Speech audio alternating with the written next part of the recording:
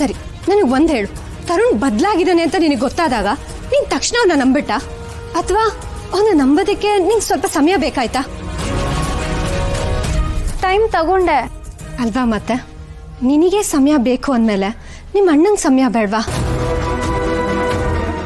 ಈ ಕ್ಷಣಕ್ಕೆ ಅವ್ರ ತರುಣ ನಮ್ದೇ ಇರ್ಬೋದು, ಹಾಗನ್ ಮಾತ್ರಕ್ಕೆ ನಿನ್ ದೃಷ್ಟಿಲಿ ಅವ್ರು ಕೆಟ್ಟೋರಾಗ್ಬಿಟ್ರಾ?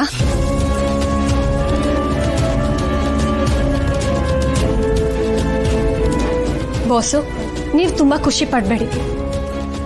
ಶಾನ್ವಿ ಹೇಳ್ತಾ ಇರೋದು ಪೂರ್ತಿಯಾಗಿ ಸರಿ ಅಲ್ಲದೆ ಇರ್ಬೋದು, ನೀವು ಮಾಡ್ತಿರೋದು ಕೂಡ ಸರಿ ಅಲ್ಲ. ನಾನೇನು ಮಾಡಿದೆ? ಅದನ್ನ ನಾನು ಈಗ ಹೇಳ್ತೀನಿ. ನಿಮಗೆ ತರುಣ್ ಮೇಲೆ ನಂಬಿಕೆ ಇಲ್ಲ. ನಿಮ್ಮ ಜಾಗದಲ್ಲಿ ನಿಂತ್ಕೊಂಡು ಯೋಚನೆ ಮಾಡಿದ್ರೆ ಅದು ನ್ಯಾಯನೇ. ಆದ್ರೆ ಪೂರ್ತಿಯಾಗಿ ಅವನ ವಿರೋಧ ಮಾಡೋದು ಸರಿ ಅಲ್ಲ ಬಾಸು. ಇವಾಗ ನಾನು ಏನು ಮಾಡಲಿ?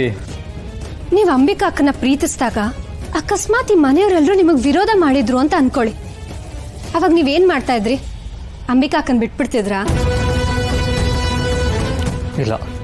ಅಷ್ಟೇ, ಶಾನ್ವಿನೂ ಬಿಡ್ತಿಲ್ಲ.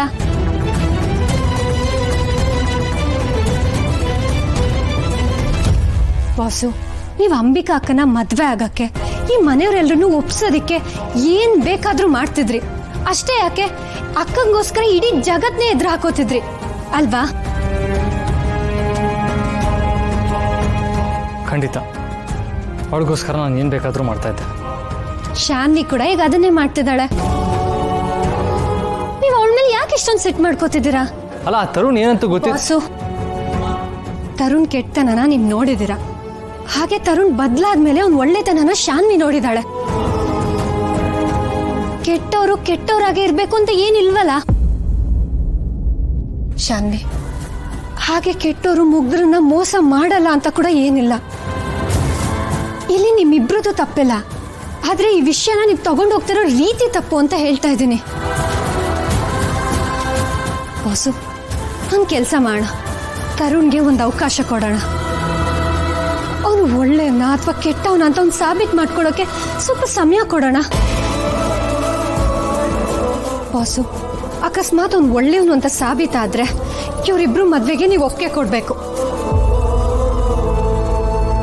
ಶಾನ್ವಿ, ಒಂದ್ ವೇಳೆ ತರುಣ್ ಏನಾದ್ರೂ ಕೆಟ್ಟವನು ಅಂತ ಸಾಬೀತಾದ್ರೆ ನೀನ್ ಹಠ ಬಿಟ್ಟು ತರುಣ್ನ ಮರಿಬೇಕು,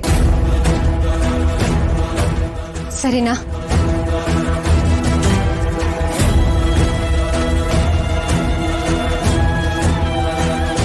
ಬಾಸು, ಇಲ್ಲಿ ಪ್ರಶ್ನೆ ಇರೋದು ಶಾನ್ವಿ ಜೀವನದ್ದು. ಅವಳು ಚೆನ್ನಾಗಿರ್ಬೇಕು ಅನ್ನೋದೇ ಅಲ್ವಾ ನಮ್ಮೆಲ್ಲರೂ ಆಸೆ. ಸುಮ್ಮನೆ ಈ ಥರ ಜಗಳ ಮಾಡ್ಕೊಂಡು ಮನ್ಸುಗಳನ್ನ ಹಾಳು ಮಾಡ್ಕೊಳ್ಳೋಕ್ಕಿಂತ